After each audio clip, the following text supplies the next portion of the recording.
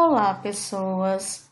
Sou a professora Benecilda, da disciplina de Geografia, e estaremos fazendo a revisão de alguns conteúdos da terceira etapa. As etapas da formação de uma potência econômica, que é a União Europeia, a desagregação da Iugoslávia e os novos países, a CEI, Comunidade dos Estados Independentes, a Europa, dependente do gás natural russo, Ásia, diversidade do meio natural, Ásia, população e as grandes cidades asiáticas, a era Meiji e a economia japonesa, os tigres asiáticos, Singapura, Hong Kong, Taiwan e Coreia do Sul. Ao final da Segunda Guerra Mundial, a Europa, que era o principal campo de batalha do conflito, encontrava-se devastada. Em 1949, o secretário de Estado dos Estados Unidos, George Marshall, e seus assessores, eles elaboraram um plano para recuperar a economia europeia. O Plano Marshall, como ficou conhecido, foi aplicado em 1948 e oferecia, entre outras vantagens, a importação de produtos estadunidenses a preços baixos, crédito para importação de equipamentos e empréstimos a juros reduzidos e com vencimento em longo prazo. Além dos interesses econômicos dos Estados Unidos, havia no Plano Marshall motivos geopolíticos, como a principal era manter o sistema capitalista nos países europeus ocidentais, tendo em vista que havia um avanço do socialismo entre os países da Europa Oriental. Entre 1943 e 1944, em plena Segunda Guerra Mundial, Bélgica, Países Baixos e Luxemburgo, eles mantinham uma negociação sobre a formação de um bloco econômico, visando impulsionar suas economias. Com a implantação do Plano Marshall, que facilitou aí a recuperação econômica, em 1º de janeiro de 1948, os 3 países assinaram um acordo de eliminação das barreiras comerciais entre eles. Essa foi a primeira experiência de integração econômica entre países. Posteriormente, em 1952, surgiu a Comunidade Europeia do Carvão e do Aço, a CECA, reunindo França, Itália, Bélgica, Alemanha Ocidental, atual Alemanha, Luxemburgo e Países Baixos. Trata-se de uma união aduaneira do carvão mineral e do aço, do minério de ferro e do ferro velho, objetivando também a expansão econômica, do emprego e do nível de vida da população dos países membros.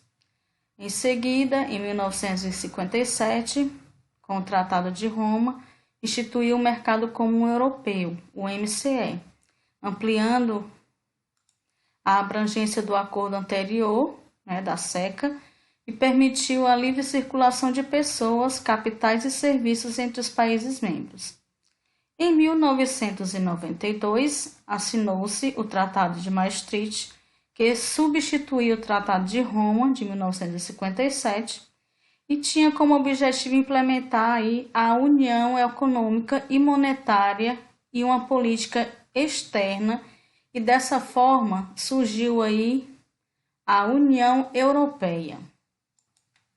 Com o fim do socialismo na União Soviética em 1991 e suas consequências na Europa e no mundo, a Iugoslávia, que existiu como Estado ou país até este ano, de 1991, em virtude de conflitos internos, ela começou a se degradar, a se fragmentar, se separar, e acabou dando origem a novos países, como Macedônia, Eslovênia, Croácia, Bósnia e Herzegovina, Sérvia, Montenegro e Kosovo. Como nós podemos ver aqui na charge, primeiramente nós tínhamos a Iugoslávia, ela foi sendo fragmentada, dividida em 2, posteriormente foi dividida em mais países, CEI, Comunidade dos Estados Independentes, Foi fundada no dia 8 de dezembro de 1991. É uma organização supranacional que extrapola as fronteiras nacionais.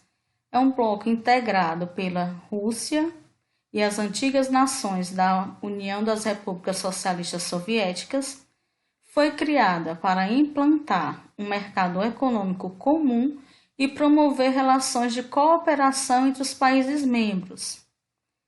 A Rússia, por sua importância política, militar e econômica, ela desempenha um papel de país central da CEI. As decisões internas resultam de reuniões periódicas dos chefes de Estado que o controlam, que os compõem, né? Então, percebemos aí mais uma vez a importância da Rússia, né? A Europa depende do gás natural russo.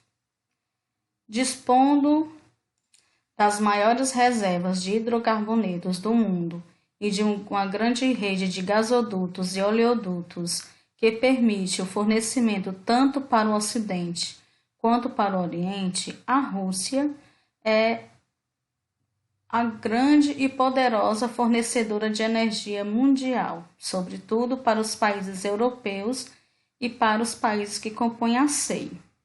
Aqui ao lado nós temos um gráfico que ele vai estar mostrando alguns países, certo? Principalmente aqueles países como a Alemanha, Turquia, Itália, né, Belarus, que são países que dependem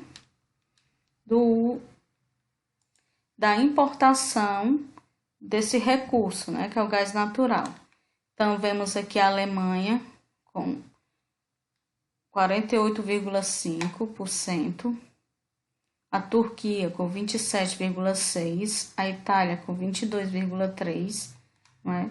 Demonstrando aí, como o título do gráfico diz, gás natural russo, os maiores compradores, volumes de importação e participação do consumo doméstico em 2017. Ásia, diversidade física. Coloquei aqui um gráfico para demonstrar que a Ásia, né, ela é composta pela maior parte é o maior continente da Terra, certo? E aí ela vai ter algumas características singulares. Ela é formada por 45 países, é o maior continente do planeta, se estende das regiões de altas latitudes até as de baixas latitudes, ou seja, ela já está próxima à linha do Equador até próximo aos trópicos, aliás, os polos, né, o Polo Norte, certo? E aí, no caso, ela tem, neste vasto território, vai se destacar a diversidade das paisagens naturais, com muitos tipos de clima, de vegetação, uma variedade de relevo, onde tanto o Himalaia quanto os arquipélagos, eles são de formação geológica recente, destacando-se o arco vulcânico indonésico e as cadeias vulcânicas das Filipinas e do Japão. Essas áreas, elas estão sujeitas a terremotos, tsunamis e fenômenos vulcânicos. O território asiático é cortado por rios extensos e caudalosos. A diversidade dos tipos de clima da Ásia, entre outros fatores, está relacionada à posição de suas terras no globo, ou seja, né, que elas estão desde as regiões de altas latitudes até as de baixas latitudes, então vai ter locais em que a incidência do Sol é maior e também nós vamos ter locais que a incidência do Sol é bem menor. Então haverá aí uma variação de temperatura também. As suas planícies elas são utilizadas para a agricultura. Quanto à população asiática, ela é desigualmente distribuída pelo território. A Ásia é o continente mais populoso do planeta, habitando nele cerca de 3/5 da população mundial. Em 2017, apresentava mais de 4,4 bilhões de habitantes. É na Ásia também que se encontram os 2 países mais populosos do mundo, que é a China e a Índia. como a gente pode observar aqui nesse gráfico, né? Há um destaque. Então, nós temos aqui os 10 mais populosos países do mundo, né? 2017. Nós temos aqui a China, a Índia, os Estados Unidos, que é na América, a Indonésia, né? Que é na Ásia, e assim sucessivamente. A Ásia também se destaca pelo conjunto de cidades populosas. Então, nós temos aqui as 10 maiores aglomerações urbanas em população de 2018. Então, nós temos aqui, em primeiro lugar, Tóquio, no Japão. Em segundo, Jacarta, na Indonésia. Em terceiro, Delhi, na Índia. Em quarto, Manila, em Filipinas. E assim sucessivamente. Vamos falar um pouquinho sobre o Japão agora. A Era Meiji e a economia japonesa.